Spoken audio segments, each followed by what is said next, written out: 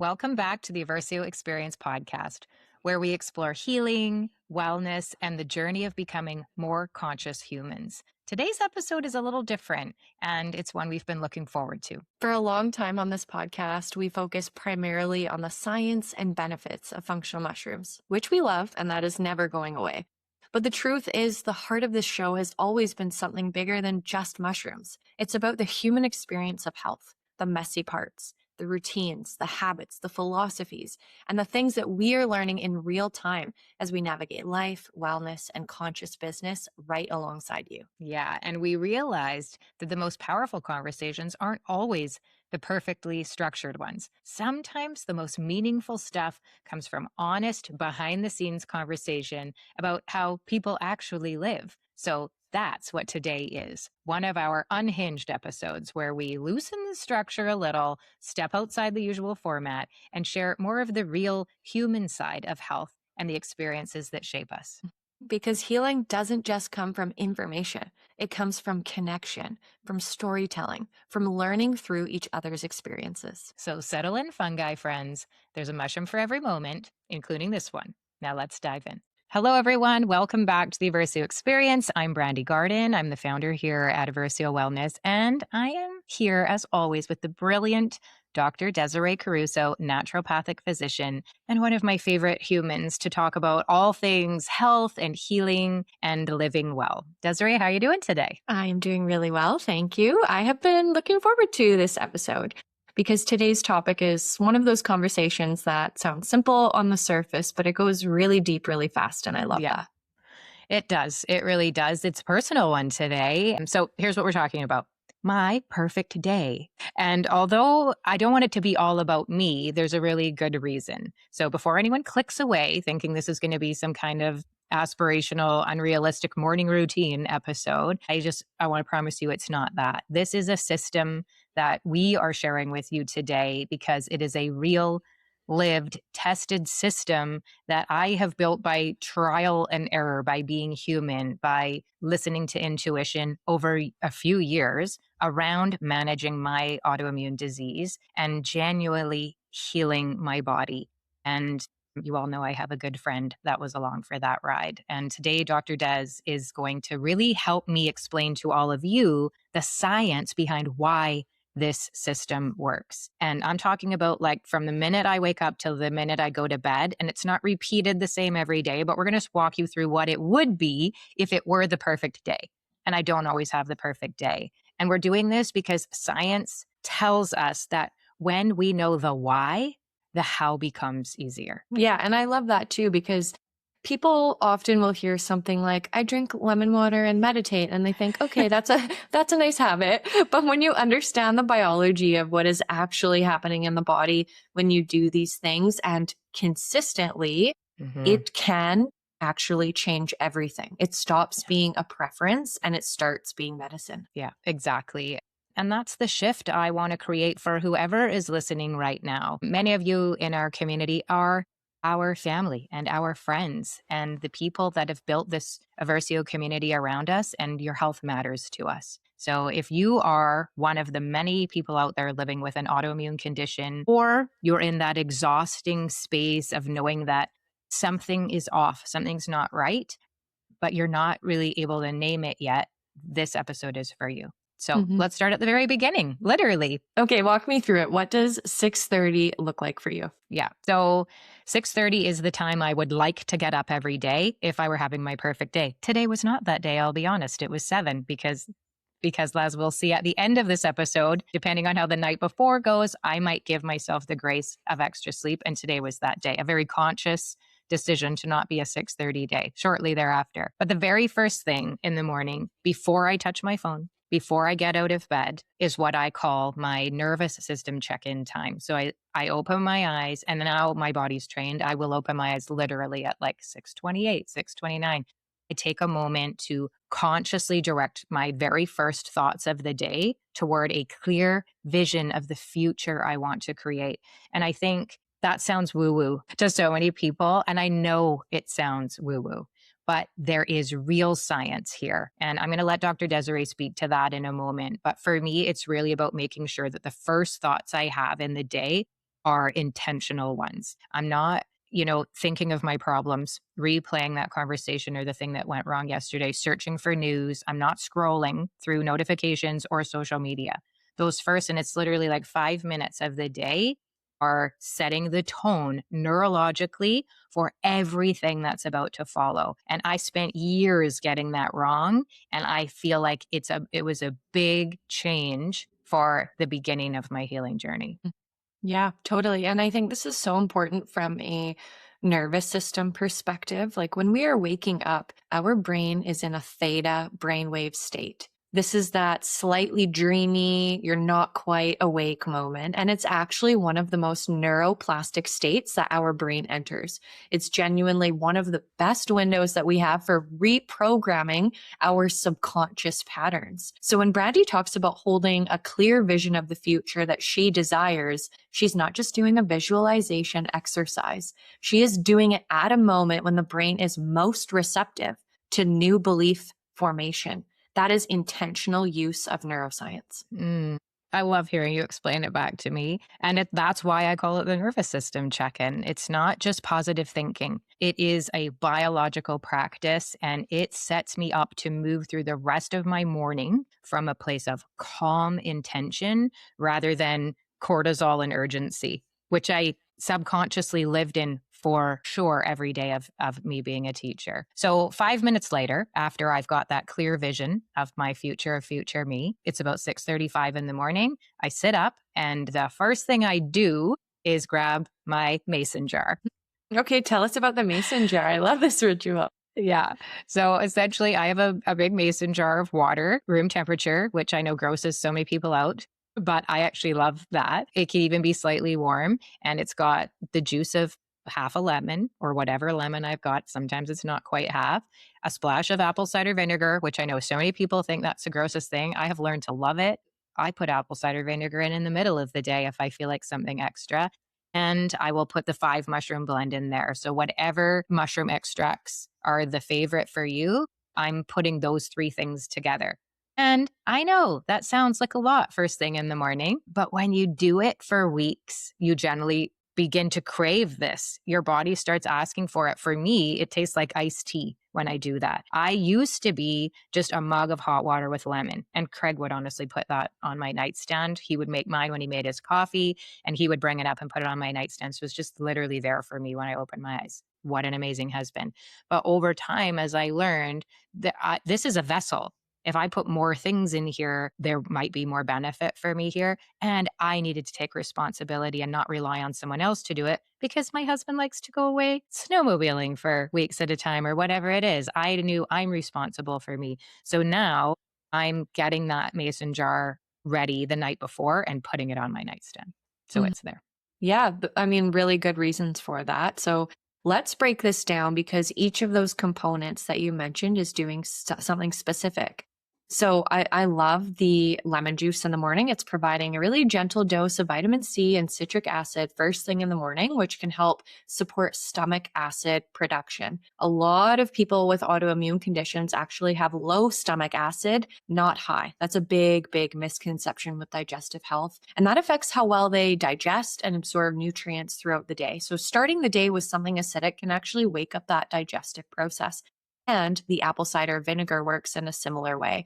It has a modest prebiotic effect. It's feeding the beneficial bacteria in the gut. And with the gut, as we talk about constantly on the show, is ground zero for immune regulation. But I love that it's starting your digestive system, also encouraging a bowel movement, as Yep. well as that room temperature or warm water. If you Yep. are somebody who drinks cold water first thing in the morning, I highly encourage you to just try it for a week with room temperature water or even warmer water because it's really stimulating your digestive system and it's initiating that gastrocolic reflex. So, Yep. starting the bowel movement process. It works. I'm here. I'm living proof. And then the mushrooms, right? That Yeah. the 5 mushroom blend is we like to call it the metabolic blend, but it's Yeah. our metabolic health, hormone balancing, perimenopause mushroom formula. And I take it first thing in the morning on an empty stomach because I mean, we have had some education from incredible herbalists around the benefits of having mushrooms on an empty stomach, where the beta glucans in the mushrooms are doing really two things at once. They're feeding the microbiome, right? They are that first food for the community of good bugs that I want to keep happy. And they're beginning to modulate my immune system, which my immune system is the thing that's caused me so much trouble. So starting my day with immune support, with gut support, and with hydration all in one go just feels really efficient to me. Remember, my feet haven't hit the ground yet. I literally sit up and I drink that back. Usually I'm playing a good soundtrack for a few minutes. Totally. And the consistency piece, really, that cannot be overstated, right? With mushrooms in particular, the research really does support that benefits compound over time. You're not just taking a one-off supplement, you are building this daily practice, and that changes how your immune system functions at the foundational level. Yeah, which is why I think I've been doing this a long time now, rain or shine, whether I'm traveling or not, whether I feel great or I'm a little tired because of the night before. This is a non negotiable for me. Okay. So after that, are you meditating? Yes. So then Okay. I meditate. It's usually this is about 6:45 and I will usually meditate for about an hour, which I know sounds like a lot, but I want to be honest that I built that up over time. If you're new to meditation, 5 minutes is genuinely enough to begin. That becomes 10 minutes very quickly. And for me, meditation is hands down the most important thing I do all day for my autoimmune health. And I say that knowing how strong a statement that is. And it's a statement that I completely back. But can we talk about why? Because I think a Yes, lot of yes. people hear meditation and they think relaxation. And it is relaxing, but the mechanism of action goes so much deeper than that. Please. This is the part I want people to really sit with. Okay, so when we look at the three-legged stool of autoimmunity, and this is a model that I use with patients constantly, there are three things that have to be present simultaneously for an autoimmune disease to express itself. The first is genetic predisposition. The second is a leaky gut or intestinal permeability. And the third is a trigger.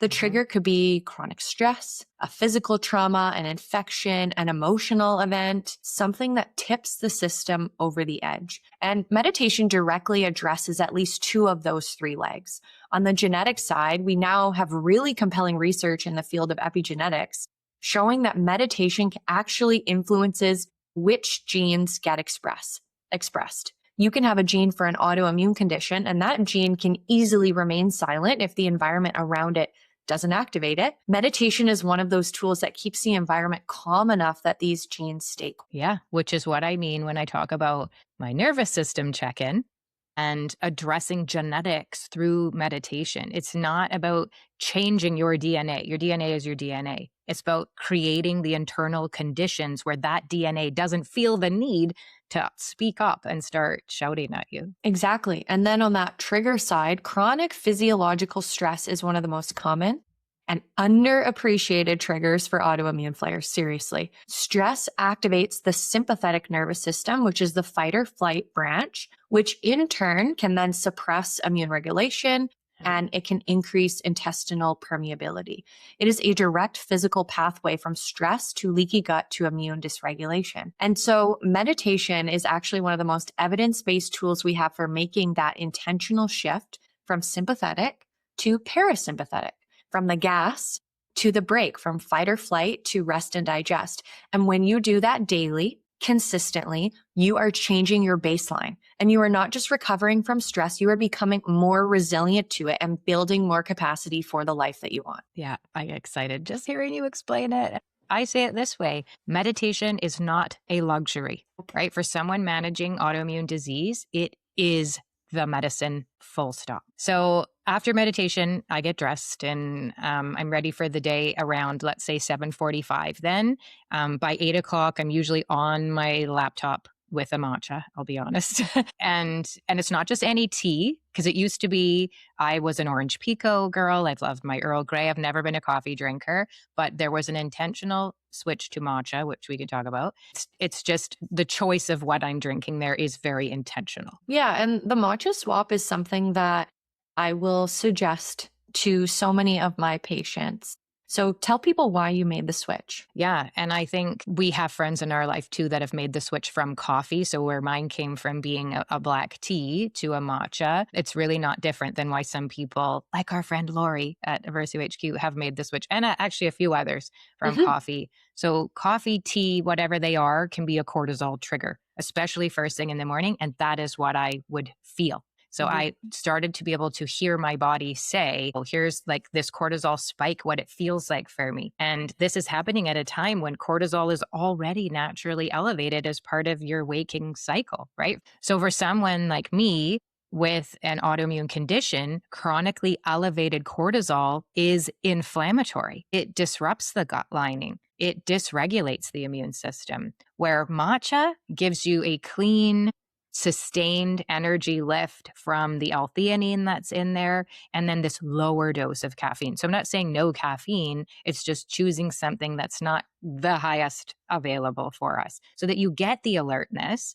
but without the spike and then the crash that so many people experience from things like just the coffee. And honestly, from what I've heard from many past coffee lovers in our life, once you adapt to it, you don't actually miss the coffee at all. And then you can just enjoy the coffee as a treat, right? Hmm. Maybe it's a coffee date with friends or whatever, because you love the taste of the coffee and the experience, and you're not using it to get that huge cortisol spike right in the morning. Totally. And the L-theanine in matcha is particularly interesting because it promotes alpha brainwaves, the Mhm. same relaxed alertness that you are cultivating in meditation. So, in a small way, your morning matcha is kind of like an extension of your meditation practice. You're Yeah. staying in that regulated focus state rather than jolting yourself into activation. Absolutely. As I'm sitting here thinking, Dr. is legit, as I'm sitting here drinking my still the leftover of my morning matcha, people are going to ask us when they hear this episode, well, you're either going to say, I can't drink matcha. It tastes like grass and I hate it, or it tastes Mm. like dirt.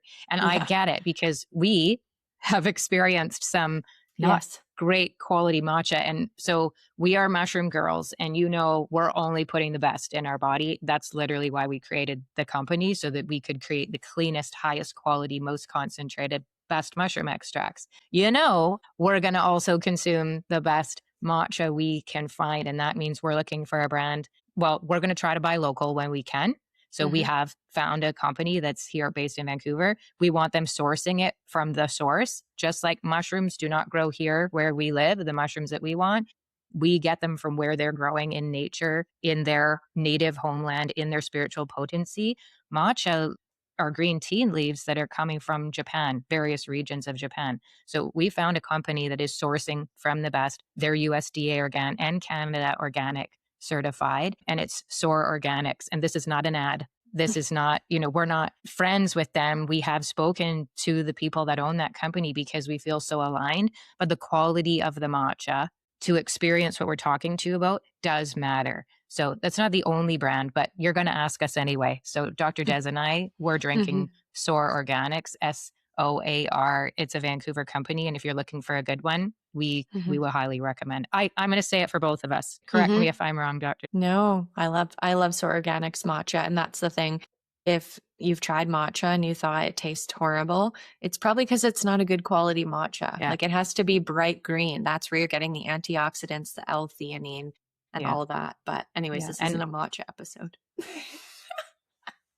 but we could do one. We Okay. could do Okay. one. So then it's about 8 o'clock. And this is really my planning and check-in block. I am terrible about actually reading all of my email every single day because so much of it doesn't need my time and attention. So I do Hmm. like the email scan. Like if there's Hmm. something from Dr. Des, I'm reading that. If there's something from anyone at work that needs my attention, I will flag it then. We use Microsoft Teams, so I'll get in and do a check. So if you're on our team, usually it's around 8 o'clock. You're starting to see me answer things and check in there.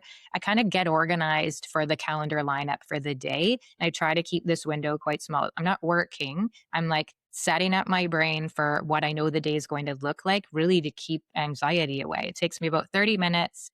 I have to not fall in the trap of spending the first 2 hours of my workday entirely in my inbox. Because if you're an entrepreneur, if you are a business owner, if you're a busy mom, if you are so many things, that can be a trap. So Hmm. it gets me to about 8:30, and then I go outside. The morning walk. This is one of Yeah. the most powerful things that Brandi does, and I really want people to hear why. Yeah, morning light in the eyes. Repeat Yep. after me, friends. If you're driving wherever you are, morning light in the eyes. Again, this is medicine. This is something I learned from a lot of the longevity and circadian rhythm research that has exploded in the last few years. So you're hearing it from everyone. When natural light hits your eyes in the morning, not through a window, not through sunglasses. I had to literally, the sunglasses are gone. Actual outdoor light, it triggers a cascade of hormonal signals that set your circadian rhythm for the entire day. We're not kidding. It literally tells your body what time it is, and then it sets your cortisol peak at the right moment. And it begins your motility as well. We had a great episode a year ago now with someone who literally calls it the motility walk. So we're Mm-hmm. starting to move things around, meaning that your gut starts moving properly. It starts the clock on your melatonin production so that 14 to 16 hours later, you are genuinely ready for sleep. Mm-hmm. Yeah. Circadian rhythm is something I think that we massively undervalue in conventional medicine. Yeah. I mean, the foundations of health in general, but your body is a biological clock. Yeah. Every cell in your body has a timekeeping function. And when that clock gets disrupted, whether it's through inconsistent sleep times, through artificial light exposure, like on our electronics at night, through skipping that morning light signal, the downstream effects are profound. And for autoimmune patients specifically, disrupted circadian rhythms are associated with increased inflammation, impaired immune regulation, and worsened gut permeability. So, consistent wake times and morning light are not just wellness habits, they are physiological anchors that tell your nervous system it is safe. Yes. And I use that 30-minute walk to connect with Craig, to connect with my husband. Or if he's not there that day, I don't use that as an excuse. I'm not excusing myself from the habit because the person isn't there. This is Yeah. my habit, and I'm grateful to have him join me or me join him. But Mhm. if he's not there, this is when I'll listen to a podcast. I'll listen to an audiobook that I'm excited to get into. And I'm literally feeding my mind while my body moves, while my gut wakes up and my nervous system settles into the day. And it's one of the most efficient 30 minutes of my entire routine. So much is happening. So much goodness is happening on that morning walk. Never miss it. And then it's 9. I get back and I'm hungry because I've woken up the gut. So by 9 o'clock, this is breakfast time for me, usually a bit of journaling there. And I want to talk about both because I do think that they're connected. So for me, breakfast is always high fiber, moderate protein, and low sugar. And I have a few staples that I rotate through. I'm not a great cook. You all hear me say that on this podcast all the time. So it's not fancy. Not that I wouldn't love fancy. When I go away with Dr. Des, she feeds me fancy. But for me, it might be oatmeal. I usually put a bit of chia in there too with some apples or berries and always lots of hemp hearts and a good old sprinkle of cinnamon on there. That was this morning. We love to do overnight oats with chia around here. We like chia pudding. I love coconut yogurt. My favorite brand is Yogu. And I'll put berries or nuts on that. We love a protein smoothie, a green smoothie. We're always putting a vegan fermented protein powder in it. That's just the one that we like. I love avocado toast, and I'm putting that on a gluten-free bread. Right now, it's a gluten-free bagel. So they're all real, whole, plant-forward foods, and they all have something in common. Yeah, and they're all rich in prebiotics, which Yes. for anyone new to that term, that means that they are feeding the beneficial bacteria that already live in your gut. This is different from probiotics, which are the bacteria themselves, and prebiotics are the food that lets your existing good bacteria thrive. So you might be wondering, why does that matter? Well, it's because when your beneficial bacteria are well fed, they produce something called short chain fatty acids. And short chain fatty acids are the primary fuels for your gut lining.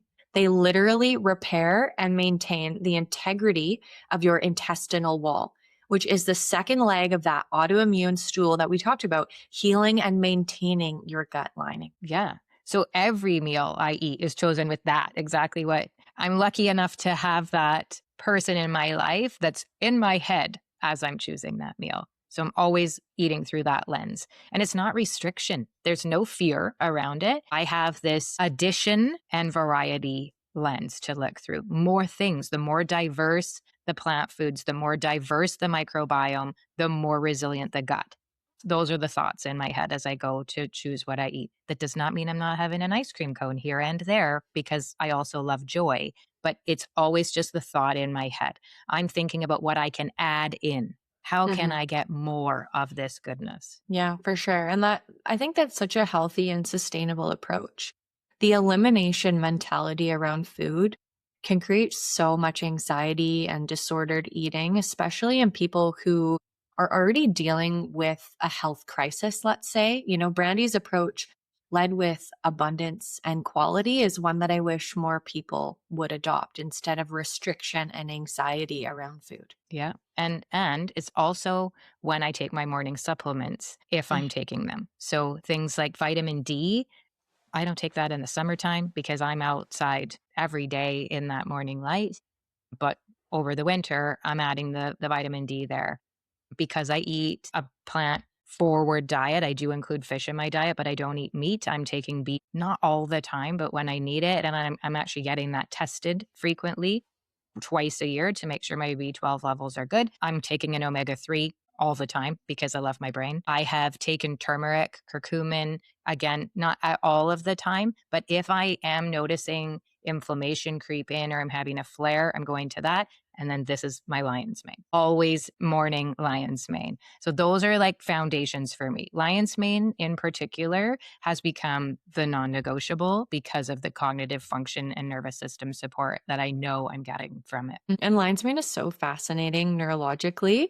The haricinones in lion's mane stimulate nerve growth factor, Yeah. NGF, which supports the growth and maintenance of neurons. So, for someone who's managing an autoimmune condition where inflammation can affect the nervous system, that neurological support is genuinely valuable. And the cognitive clarity that people report from consistent lion's mane use is real and backed by good research. And so Yes. many individuals with autoimmune conditions report that they have brain fog Yeah. and that they struggled with words. Things are just not as quick. So it's such a great addition for those people. Yeah. I think in a previous podcast, we talked about lion's mane as like a cooling blanket for Yeah. inflammation. And when I Hmm. think about that for my brain, I'm never going a day without it. Okay, so Hmm. now the journaling that's often happening while I'm eating that. And this is what I call checking in with my back pocket thoughts. I love this phrase. I am so excited for people to hear about this. Please explain it. Okay. So it's funny because I was out with a colleague. We were working on the road yesterday, and literally all we did while we were driving, I was driving, this person was writing in a journal. We literally just were creating lists of back pocket thoughts. So I believe that we all carry a set of kind of core beliefs about ourselves and about the world that really run in the background in our subconscious all day long. The program, I call it. And sometimes we're aware of them, but mostly we are not. And back pocket thoughts are the ones that I have ready to replace the thoughts that might try to sneak past my awareness about what's happening in the moment in the day. So, the ones that we think when we are scared or when we Mm. feel like we're not enough or like we're too much. So, Mhm. my morning journaling is a time to surface those thoughts, let them be seen, look at them honestly, and then consciously choose a replacement thought. And I've been using ChatGPT, Claude, whoever it is, sometimes when I have a thought that I know I'm thinking that's not a thought I want to have, the thought that's not going to get me to future me, and I'm struggling to find a different way to think about the same thing, I will say, give me 10. And out of those 10, it's AI. It's never going to be as good as me being able to have Dr. Des there to talk to in the moment, but we don't always have that. I might find one or two that are like, yes, I could really believe that and get behind it. So I maybe take 10, 15 minutes to do this. It's not about writing a perfect journal entry. I'm probably actually never reading it again. It's about radical honesty in the moment with myself before the tasks take over the day. I no longer want to think this thought. And if it comes up for me today, common one is there's not enough time. Instead, I can say there's enough time for me to get what I really need to do in the next 15 minutes done. And then I restart from that place, just taking away stress, anxiety, urgency. Again, this is all about me keeping my immune system happy. Yeah. Do you know how much value that you just gave people with this? Like, people can change their lives, and it's changed your life. It's changed my life from just having these back pocket thoughts and going back to the nervous system, because that is the root, in my opinion, of a Yeah. lot of chronic disease. So, from this nervous system perspective, this is doing something very similar to meditation. Yeah. It is giving the conscious mind an opportunity to override automatic emotional responses. Emotional intelligence, which is the ability to recognize, name, and work with your emotions, is actually a physiological skill. It Yeah. lives in the prefrontal cortex, and practices like journaling literally strengthen those neural pathways over time. Yeah. It's like lifting weights for me. Yeah. Or putting attention and intention on the way I do want to think when you go out in the day. And it's good because then it is literally work time for me. By then Mhm. it's like 9:30. And this is when we're like, we have set meetings that we have each week. They start at 9:30, whatever it is, whatever I'm doing that day. And I love that my job has variety in it, but whatever it is, it's starting at 9:30, I'm switching gears. So that means I've spent 3 hours from 6:30 to 9:30, like all about me. Even if I shared that time along the way, but I feel so ready. I know what I want to be. I know who I want to be as I walk into that first meeting. I know the energy I'm bringing to it. I know the intention I have to go in the world. And I am excited about coming from that space instead of showing up jacked on cortisol and thinking about the Yep. problems of my life for the first hours of the day. Yeah. So I will clear emails. I'll have my meetings. We'll do a podcast recording. I love it when you and I get to have creative projects together. And I'll keep a big glass of water or a big whatever water my whatever my water's in that day right on my desk, because Dr. Desiree likes to remind me about every 10 minutes, drink your water. And you have really taught me. I'm grateful that hydration is, again, fundamental, and it is so often overlooked. I was not drinking enough water in my life. Yeah, by 12:30, I am feeling hydrated and I'm feeling like I've been productive and I've been in a creative state. And then by 12:30, I'm ready to have a break for lunch around that time.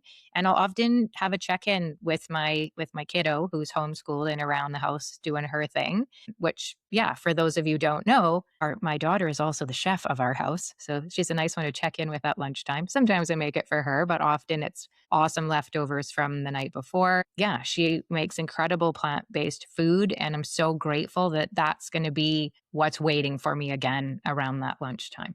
Hey everyone, I just want to pause for a second here and talk to you about something because it's directly related to what we've been getting into today. So, a few years ago, I started losing words mid sentence. Not in a scary, diagnosable way, just that the word would be there and then it wouldn't. And I'd be in conversation and I'd feel the gap where my thinking used to be seamless. And I chalked it up to stress, to being busy, to getting older. I was wrong. What I was experiencing was a brain that wasn't being supported.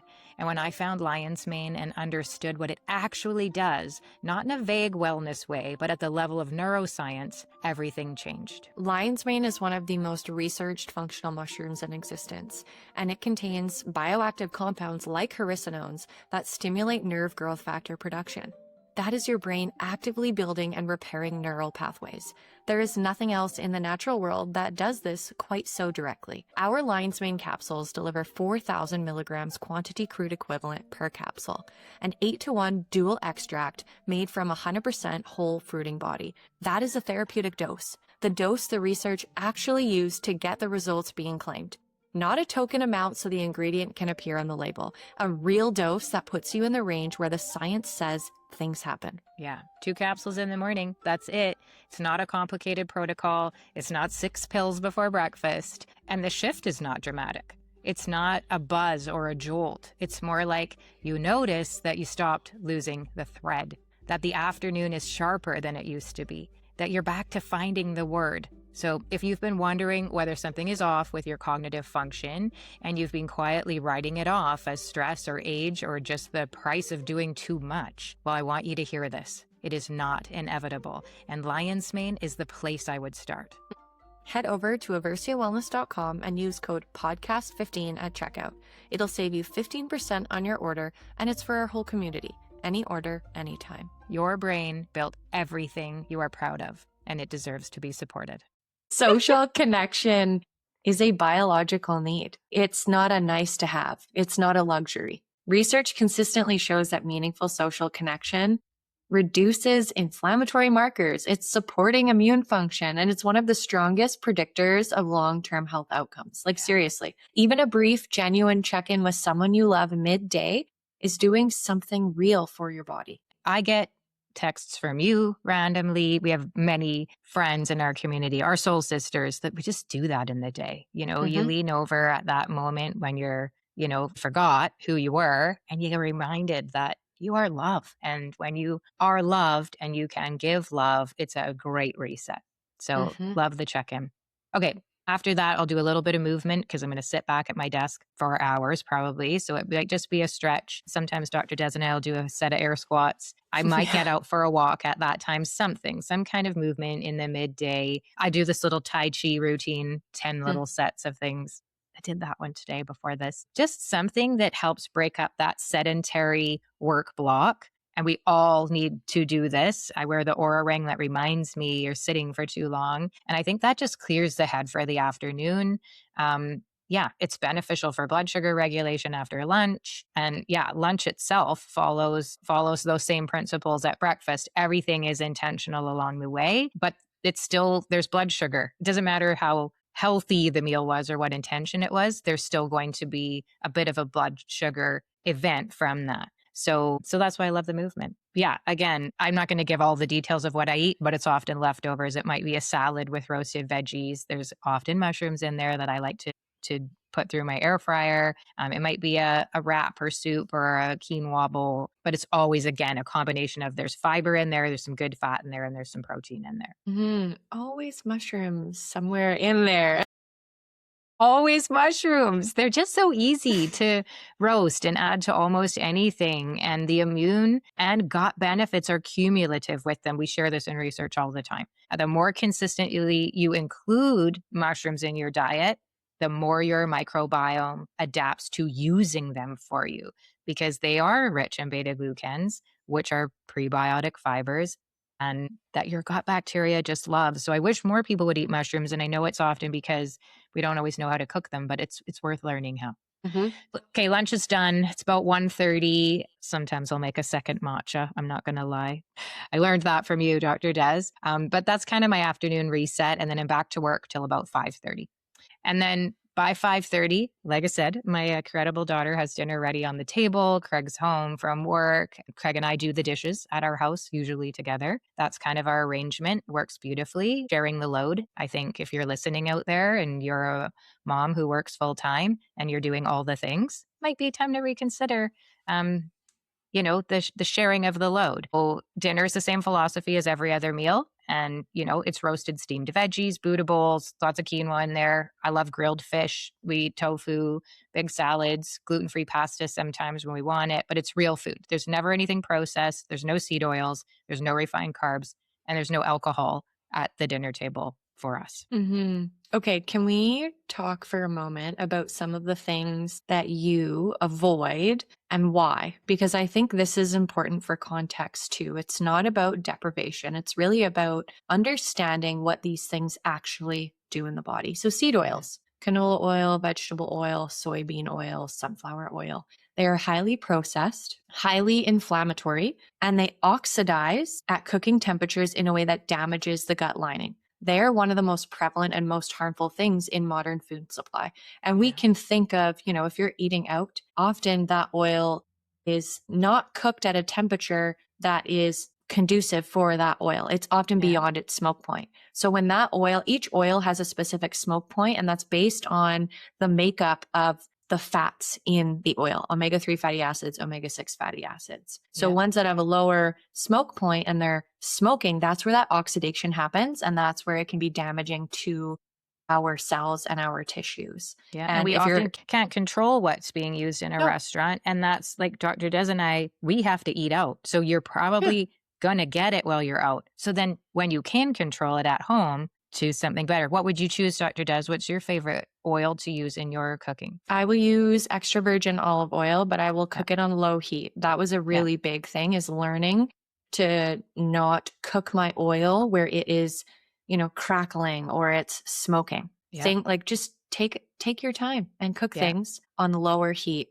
so the oil isn't beyond its smoke point. Yeah. And Yeah. I mentioned we use the air fryer again for convenience, and that sometimes is hot. So I will switch up and use Mm-hmm. avocado oil if I'm Yep. doing the air fryer just because of that. Yeah. So Yeah. having a couple that you can use that aren't these seed oils, and then, Yeah. yeah, being mindful of how you're cooking with them. Love that. Yeah. Yeah, Okay. absolutely. Okay. The other one is glyphosate or Mm, pesticides. Glyphosate is the herbicide that is used on most non organic crops, and it's been shown to disrupt the gut microbiome and damage the tight junctions in the gut wall, which directly contributes to intestinal permeability.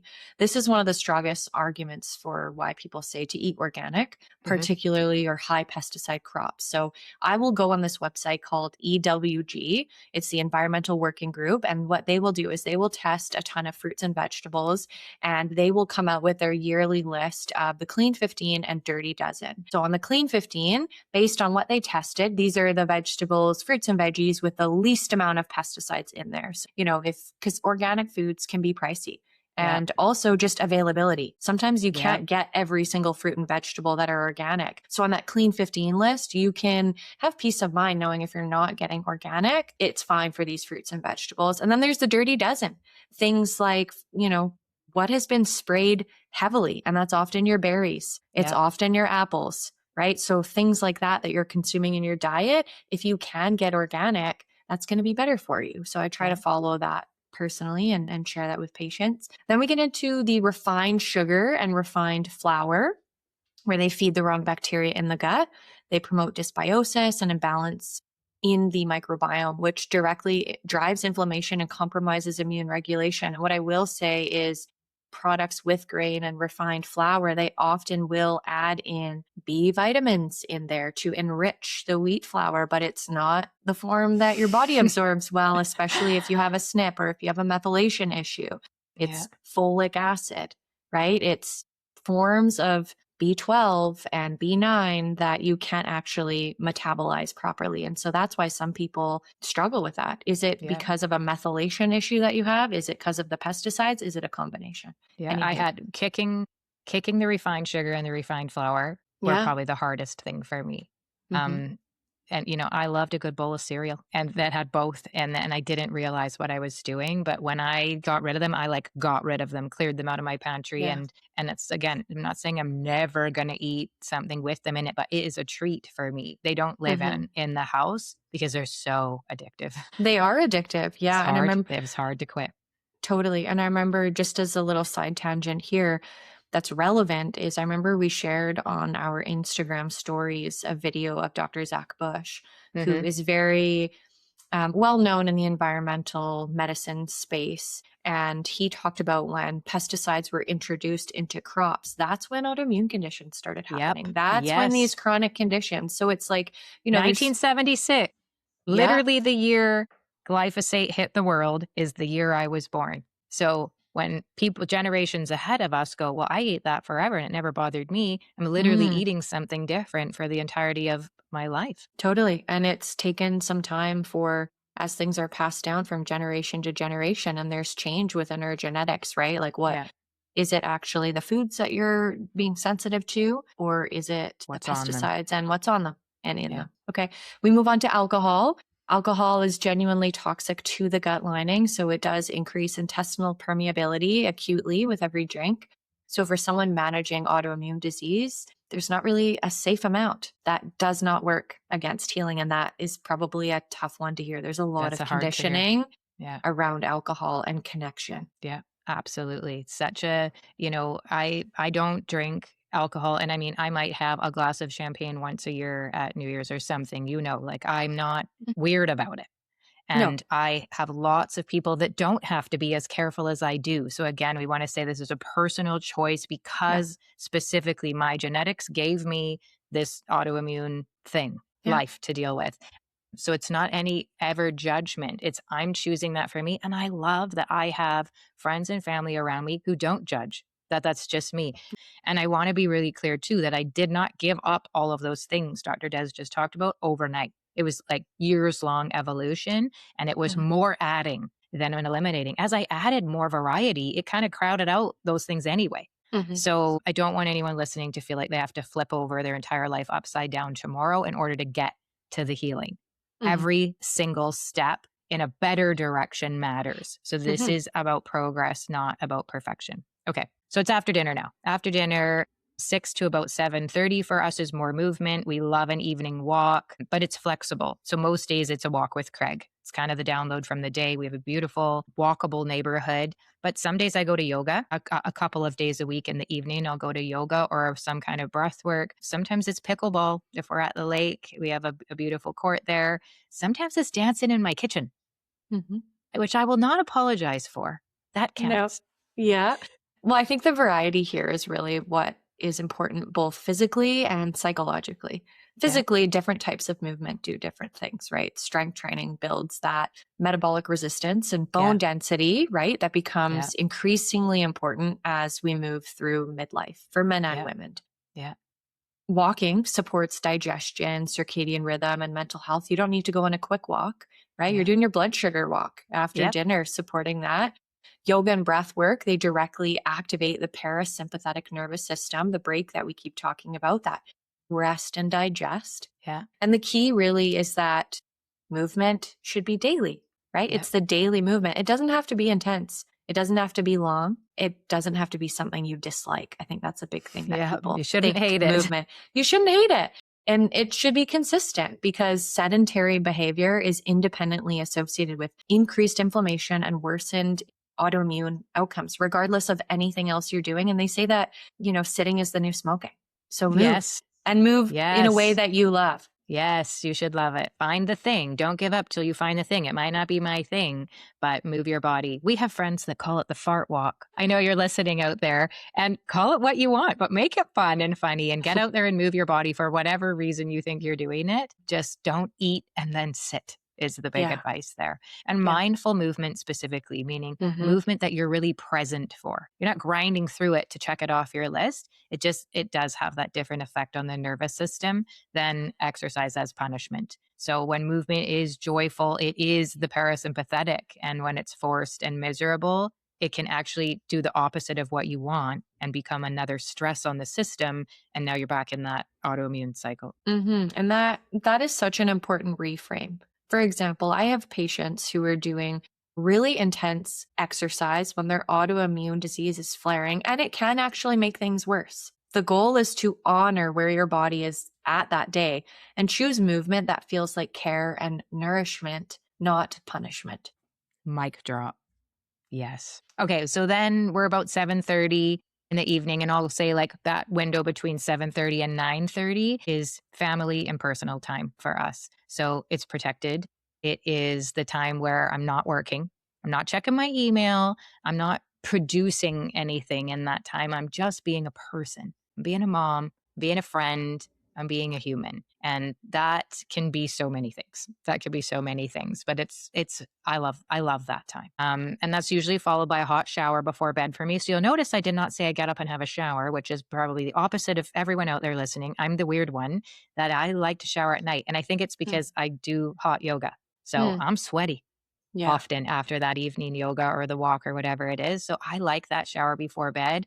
And I also think that that hot shower at night actually helps my sleep. It was Mm. something that I started to notice when I didn't do it because I didn't need the shower. My sleep wasn't as good, and wearing the Oura ring really showed me that.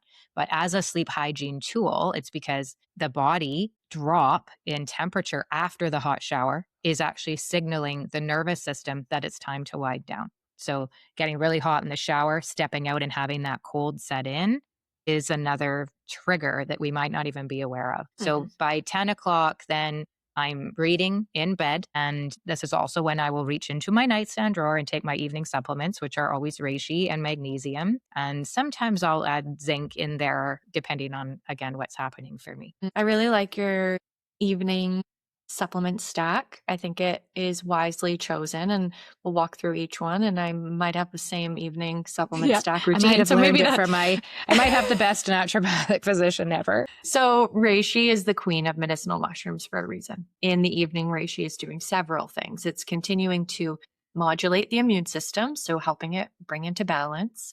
which does a lot of its repair work during sleep. We know when we're sleeping, we are healing. It has Yeah. this gentle calming effect on the nervous system. It's not sedating, but it's genuinely regulating. And it supports the quality of sleep itself, which is critical because growth hormone, the hormone most responsible for cellular repair and healing, is released primarily in the first few hours of deep sleep. When Yeah. we look at research on reishi, it shows that reishi will improve the quality of sleep. It can improve the duration of sleep. It can improve the sleep latency, so the time it takes to fall asleep, you're falling asleep quicker. And people find that they can replace their sleep medications Yep. and they don't wake up during the night as much. And you and I have personally seen this in our Oura Yep. data Yep. as well. It's not us saying it, it's the data saying it. It's the data saying it, right? You can totally tell. And magnesium is a great relaxer. It supports over 300 enzymatic processes in the body. It's helping to relax muscles. And I will say that it depends on the type of magnesium that you're taking. Yes. I know you're taking magnesium bisglycinate, or Yeah. others who are listening might hear about magnesium glycinate. And the reason why Brandy's taking this form of magnesium is because it's gentle on the bowels. So it's not like a laxative form of magnesium where it's helping evacuate the bowels quickly. Yep. Not Yeah. that I that don't would need that necessarily at happen night. that night. No, no. But it's, helping to retrain bowels as well for a morning bowel movement, Yep. but it's also relaxing your muscles. Magnesium bisglycinate, it's a vasodilator, so it's widening your blood vessels, which can help make you feel a little bit sleepy. And that also coinciding with a hot shower, right? You're doing both of those things. I'm also a night shower person. I don't want to get Oh, into my bed after I didn't and know be that. sweaty. Yeah, always. Sometimes I'll do a quick rinse in the morning too after like a, sweaty workout, but I'm Yeah. also a night shower girly. Yeah.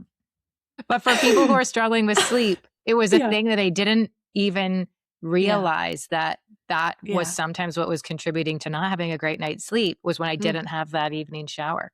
Yeah. So it's something to try. It's another thing to try if you are looking for like, what else could I do? Give it a try. Yeah. Yeah. Okay. So back to magnesium. Mhm. It's helping calm the nervous system. It's supporting sleep and it's having a positive effect on sleep quality. And the interesting thing is that most of us are actually deficient in magnesium, and that's really related to the soil quality and how it's magnesium is depleted in the soil.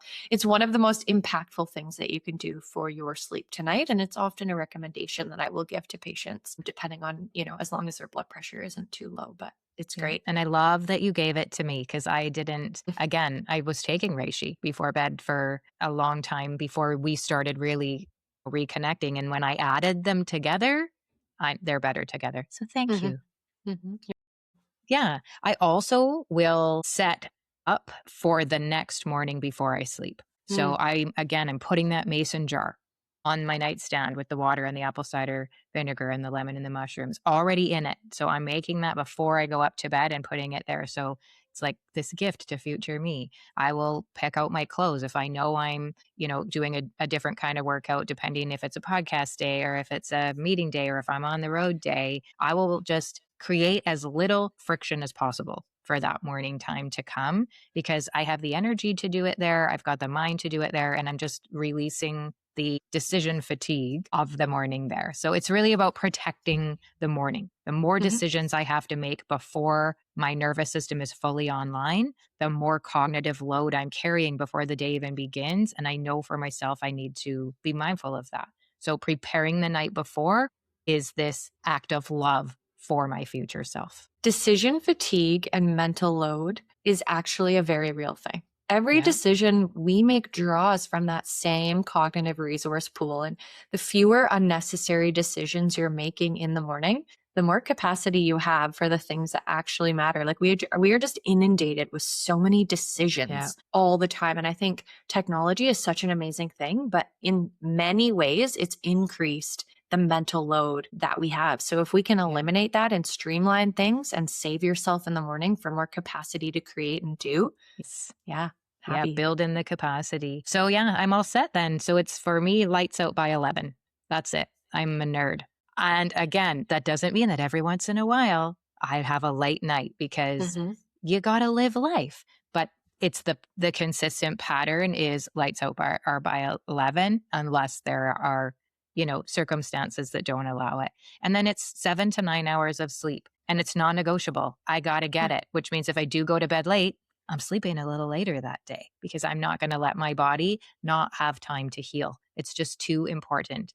If you're not sleeping, you're not healing. This is the time for repair and growth and the healing that I'm looking for as someone who is not going back to who I used to be. And I see that change in you too, is that release of rigidity. And Yeah. I think so many of us, and I'll speak for myself, like that was a big thing that had to shift Yeah. to be better and feel better, is releasing that rigidity. If you Yeah. need to sleep more, like that's okay. Yeah. You know, you have to be mindful about what you need, and you have that awareness and building that emotional intelligence.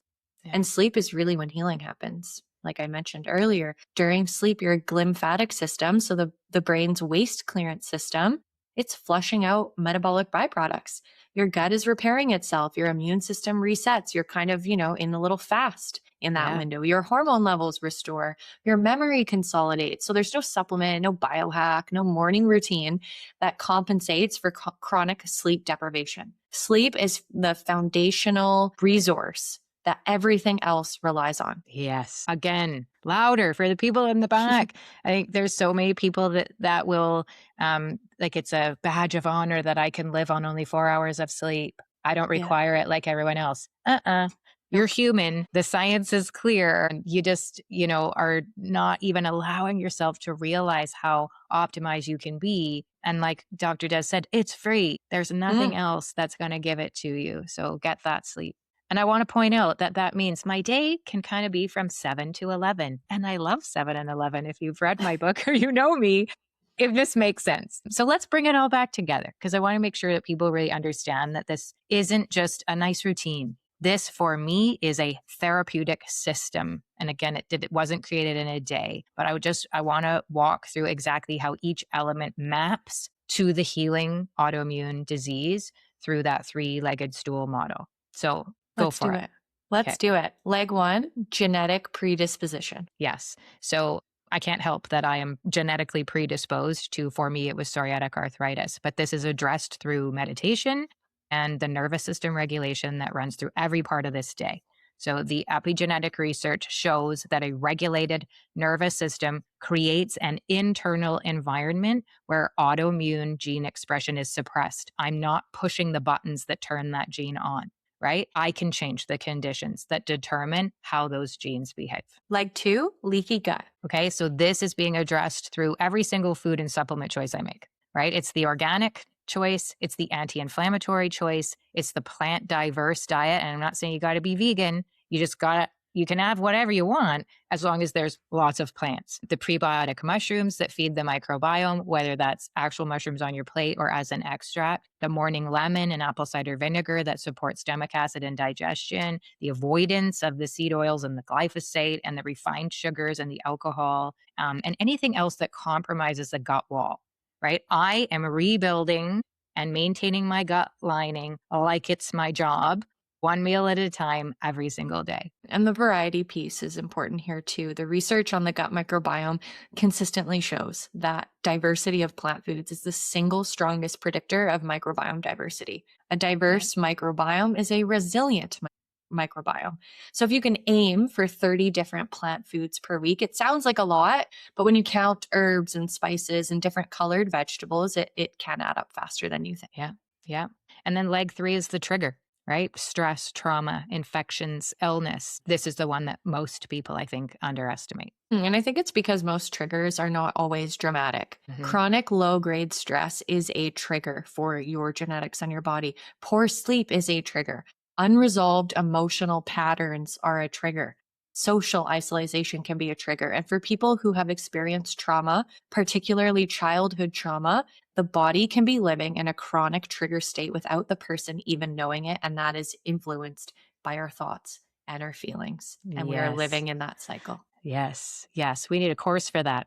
We might. We might have it. So this is where the practices that might look like wellness extras are actually what I call medicine. The meditation, the breath work, the yoga, the walking in nature, the genuine human connection, the journaling to surface and process emotions. They're all direct interventions on the trigger leg of the stool. And then Yeah. the immune modulating mushrooms like reishi and lion's mane and that 5 mushroom blend, they're Mhm. doing something unique. They're not stimulating the immune system and they're not suppressing it either. They're helping it find its appropriate balanced response. And that's the definition of an adaptogen. So, for an immune system that has kind of lost its sense of appropriate response, which is what autoimmunity is, that modulating effect of the mushrooms is genuinely therapeutic. And I do want to add one more thing in here that I think is underrepresented in most conversations about autoimmune healing. And that is the role of emotional intelligence, which we've been dropping little Easter eggs throughout this episode. And it's the ability to identify, to name, and to process your emotional experience because it's not separate from physical healing. It is part of it.